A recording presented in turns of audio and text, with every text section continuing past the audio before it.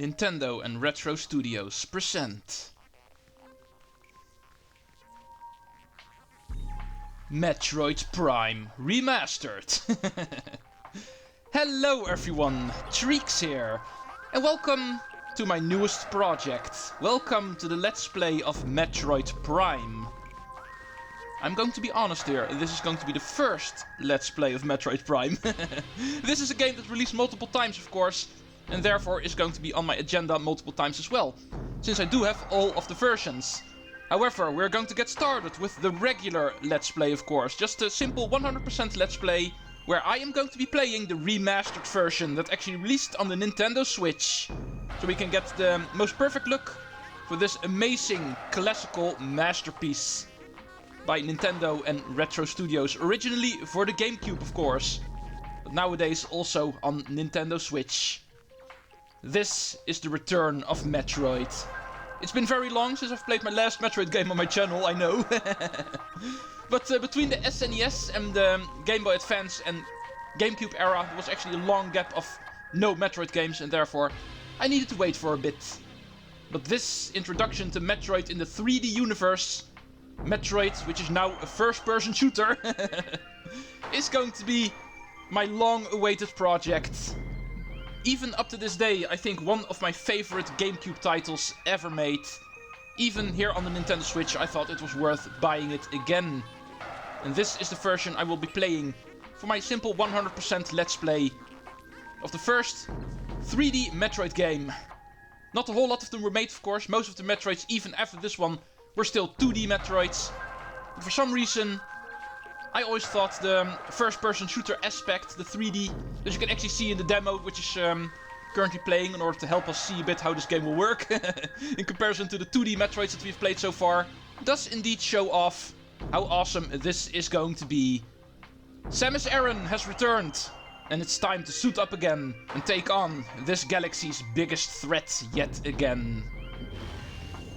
Games like these don't need an introduction. Games like these actually deserve to be played. Righty then, let's go over the main menu. As you can see, we have three options. We can play, which is of course going to be the major bulk of this project. It's not going to be a surprise, but we're going to be playing this game for the most part. However, that's of course not the only thing we can do. There's a couple of other things where I will actually come back to later, because some of the things actually need to be unlocked before we can actually fully check that out. And for that I am referring to the extras, of course. That we will be checking out later.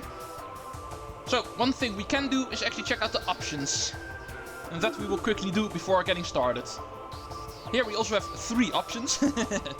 We can actually check out the controls and change a couple of things up. And this one is actually pretty important, because this will actually give us the ability to switch between different control styles. The most important one being the classic one. The control scheme the GameCube actually worked with. But that is actually also the one I'm used to. The dual stick for more traditional shooter games, where the right stick is going to be used to aim. Not something I'm used to in Metroid, but it is an option at least. And I can definitely understand it is an option. We have pointer, which will actually give you motion controls, and therefore pretty much mimics the control scheme for the Wii, the Metroid Prime Trilogy version of this game, which will also come up later, of course. The Metroid Prime Trilogy is also in my possession, but that one actually uses motion controls, and with your Joy-Cons you can actually also use it here. And finally we have Hybrid, which actually controls like the GameCube, however it will actually also have motion controls in it. Which is pretty confusing if you ask me, but it is apparently possible. I think this can actually be compared to how the controls work in Splatoon. But I think Classic works best for me. It is what I'm used to. I'm pretty sure I can also play it in the other control styles, but I'll simply leave it with Classic for now. Next options, display. The HUD opacity, that will actually determine how much you can actually see your HUD. If you put it at 0, you will not be able to see your HUD at all. Therefore not being able to see your radar and your health. And the number of missiles and stuff like that. Helmet visibility will actually make you see through Samus' helmet, literally. Which I think does actually add to the experience, having this on. Really having the feeling that you're someone in a spacesuit. But you can actually shut it off. The same actually will apply to HUD lag. This will actually make the HUD appear with your movement. Also giving you the feeling that you're actually someone in a spacesuit. So this also adds to the experience to have it on. There's a hint system in the game. It is a Metroidvania after all, a Metroid game. Sometimes you don't know where to go next after finding something. The game can actually help you with that by giving you an objective on your map, which will actually show you where you need to go. I will actually put this off because I know where I need to go in this game, so... Color assist. This is actually an assist for people who have color blindness. If you're having trouble distinguishing colors, there's actually an assist in the game that will make it easier for you to distinguish colors. Which is pretty nice that they actually did that. You don't see that a whole lot. When it comes to sound, I can actually be really short on that. There's nothing too spectacular here. There's of course the balance between the sound effects and the music that you can adjust. You can put it fully off or fully on and everything in between. The narration is pretty interesting. Different versions of this game, Europe, North America and Japan, actually have different parts in the game where a narrator will say something. It's actually not always the same in the 3 games. You can also choose to shut the narrator off fully, to not have anything said during the game, during cutscenes and stuff like that. However, I'm going to put it on full, because only the Japanese version of Metroid Prime will have the full narration, you might say. And for some reason I think that actually works best, so I will put this option on full. Cinematic subtitles. Yeah, I think for a Let's Play that is definitely handy to have, so I will put the subtitles during the cutscenes on. So people can read along, just in case the sound is off for someone. Alright, extras, like I mentioned, that's something we're going to be checking out after the game. There's going to be a lot of things we need to unlock by collecting things and doing some other things. Only then we'll be able to fully check out the extras, and therefore I'm going to be skipping out on that for now. And we are going to get started playing this game. It is 7 minutes in the video, it's taking way too long. It is time to return to Metroid, people. Metroid Prime, my next project. A game I've played so much in my life, I actually dare to play this one without any notes. This is going to destroy me, I already know, but in a game like this, I don't mind, so... We'll be playing this game without any notes, and we'll be playing it on normal difficulty as well. Like I said, this game is going to come by multiple times anyway. There is a new difficulty in this game called Casual, but that one is a bit too easy for my doing. I'd also like to save the hard mode for a later Let's Play, in order to challenge myself. So, hard difficulty, even though it is tempting, I think that is going to be something for later. This is going to be a normal 100% Let's Play. So I think, even though hard is very tempting, it's also the last time I played this game, was on hard difficulty. For the Let's Play sake, and also keeping other ones in mind, I will be picking normal for this run. So we can see how the game is supposed to be. Time to get started. Let's introduce ourselves to the story. Samus Aran returns in a game that actually takes place after the events of the first Metroid game. But before the second Metroid game, where the Federation has made the decision to wipe out all of the Metroids. This is going to be before that. Let's go see what happened to have the Federation make that decision. Unidentified distress beacon has been tracked to a derelict space vessel in orbit above Tallon IV.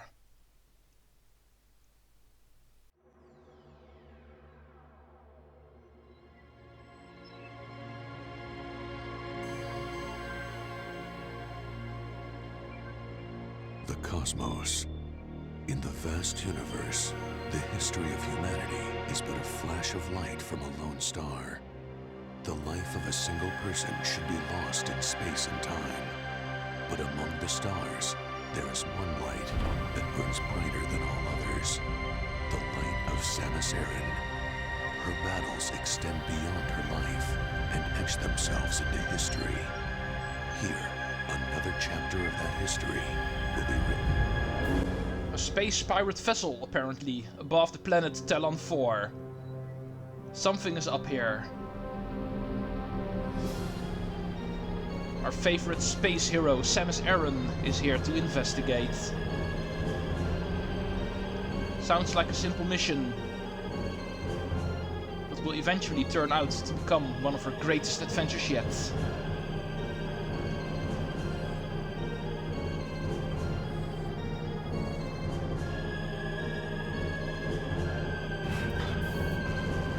Here she is. Yeah, you look awesome in 3D, Samus.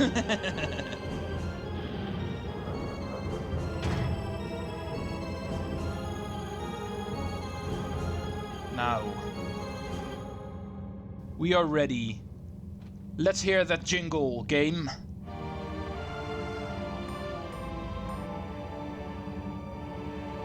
Yeah, that is what I wanted to hear. We have control over Samus Aran.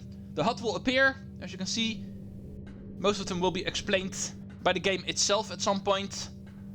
I will go over the controls quickly. As you can see, we can move the control stick in order to move Samus around in a 3D environment. Oh, and now the game will actually tell us. Press and hold the L button or ZL button to lock onto targets. That is apparently how we lock on in this game. And if there's actually nothing to lock on to, we can actually use it to freely aim, as you can see. Use the control stick and we can freely aim by holding the L button. Now, it's pretty obvious we need to do something with this, of course. These aren't targetable things for nothing. This will actually invite us to shoot them. Use the A button to shoot Samus's power beam. We can also hold the A button and we'll actually use our charge beam. We can actually charge up a powerful shot. And once we release the A button, we can shoot it. But anyway, hit all 4 of the targets and we can move on. Next set of force field controls are offline. Scan the central pillar to activate them. Use left on the D-pad to switch to the scan visor. Scannable objects appear as standard yellow markers or critical as red scan targets. Press and hold the L or ZL button to scan a target. Okay. Welcome to scanning in Metroid Prime. Something we're going to be using a lot, I can already tell you. But as you can see, we can scan multiple things, which are interesting, and they will actually tell us something about the environment. And sometimes they're actually really important to scan. Those always appear as red. And in this case it is important because we need to scan this in order to open up the force field. And this is basically our switch, you might say. This way we actually activate the next set of targets. We press up on the D-pad in order to return to our combat visor, where we can shoot things again. Remember those 2 visors. You can actually view them at the bottom left of the screen. There you can actually see in which visor you are. But anyway, let's go continue. Shoot all of these targets. We can move on even further. Oh, I was hoping we were able to jump in this game. But that is indeed what the B button does. Jumping around. Of course, we wouldn't get anywhere if we're not able to jump as a space warrior. That is of course also a thing. Now, let's go into the space pirate vessel. You can do that by shooting doors. Just like in the 2D Metroids, we can shoot doors in order to open them. These simple blue doors can always be opened, even by the power beam. But as you may remember, that changes up in other types of doors. You can expect that to happen in this game as well. Now, time for us to explore and go see what's going on in here. Oh, the next door is actually offline, as you can see. First we need to scan this, because first we need to repressurize the airlock. We just came from space and now we need to return to normal gravity, normal atmosphere, so we need to repressurize first. And then we are allowed to continue in the ship. Oh, what is that I'm hearing? Oh, something happened in here. Stuff is burning. There's a body over here. Oh, it's a dead space pirate. Oh, and what are you? You were alive? Recording to logbook. This is something we're going to be doing a lot during this game. Scanning pretty much everything we can find. In this case, a parasite. Interstellar vermin. They travel in swarms. Our first entry to our logbook. We need to scan a lot of things in this game in order to achieve 100%. This was the first creature we were going to meet. But anyway, it seems there's parasites here, and there's a lot of dead space pirates too. I wonder what is going on here, what they are doing. Oh, this guy actually still seems to be alive. Let's go finish him off. Because otherwise he will actually shoot at us, so make sure to kill him before he kills you. Use your charge beam to destroy the rubble. Bam! Nice. Oh, cutscene. More parasites. It seems they're going into a small tunnel. Time for the next returning feature from 2D Metroids that also makes an appearance here in 3D Metroid. Morph ball tunnels. Some tunnels are actually way too small for us to go in, and I need to get used to the controls. I need to press Y in order to get into the morph ball, not X. But as you can see, we can press Y in order to turn ourselves into the morph ball mode, where Samus can actually roll around in a ball, just like always. And that we can actually use in order to go into small little tunnels. And here we can actually find a hologram, which will actually give us the map of this area. Remember, this is also something you can scan, so scan this for your research. And then we can actually step in and download the map of the Frigate Orphean. You have downloaded the map for this area. Press the plus button to access the map. When you're finished, you can press plus again to resume play. Alright, and this is how the map works in Metroid Prime. We can actually zoom out using the L and R buttons, rotate with our left control stick, and then see all of the rooms in an area, and all of the orange rooms are the ones we have already been to. This we can use in order to help us explore. Sounds awesome, right? Now, let's go to the next room. Doing that exploring. Alright, this looks like to be an elevator, so scan this in order to activate our elevator. They actually always work like this. A hologram will appear, and we can actually step in it. And we'll go up or down, depending on what kind of elevator it is. Going to the lower floor. Beta deck. Time this correctly in order to make sure you don't get hit by the electricity. And then roll into the next room. We can hopefully find out what is going on here. Why are space pirates dying in here? And why is there parasites here? Oh, ow! He managed to hit me. Hey, don't you interfere! Oh, yeah, since I got hit, these things actually start appearing now. Our next entry for research. Small energy units. Replenishes 10 units of energy. Usually don't appear if you're full health, but I was not full health anymore, so... They actually appear. Also remember to scan those. Oh, and now we get the prompt for firing missiles. Something I already accidentally did because of mixing up the buttons. And that is because of this guy over here. If we scan this, we will find out this is an auto turret that will actually shoot missiles at us. But that is something we can do as well, of course. Just shoot a missile at it and it will die in one hit. As far as the machine is able to die.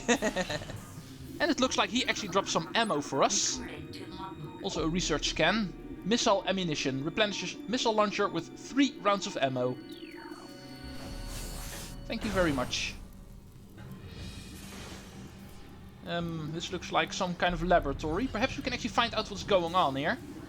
Here we can actually find our first lore to scan, which is also used in order to explain the story for the game, so that's something I will be reading to understand what is going on here. So, scan this console for our first lore, which is actually part 1 of pirate data. Let's go see. Samus has fallen. All ground personnel are presumed dead. Either killed by the hunter clad in metal, or in the subsequent destruction of the underground facilities. Our research frigates Orphean, Syriacus and Vol Paragon were in orbit at 0 hour and managed to retreat. Frigate Orphean is now docked at Vortex Outpost. Orphean's cargo appears to have a 100% survival rate. Metroids are healthy, but on restricted feeding schedules due to uncertain supply status. We are ready to begin research on the Metroids and other promising life forms. Security status remains at Code Blue. No signs of pursuit from the hunter. Okay, that is what's going on. Even though Zebes was destroyed, a couple of their ships actually managed to escape. Apparently also with Metroids on board. So we did not destroy all of the Metroids from Zebes, it seems. We can expect some dangerous things going on here. Even though their home base was actually destroyed. And that did not stop the space pirates from still experimenting on Metroids and other life forms. And that is apparently what they are doing here. But it seems something is going wrong here, because a lot of them are dead, or almost dead, as you can see. These pirates are actually really easy to take out.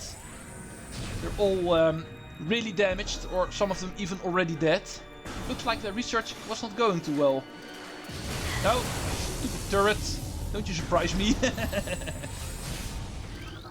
Let's go scan this so we can enter the next elevator leading to Gamma Deck.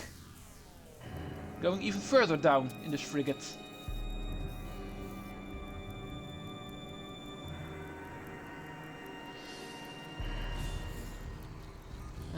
Scan you for the door. Oh, there's an enemy here.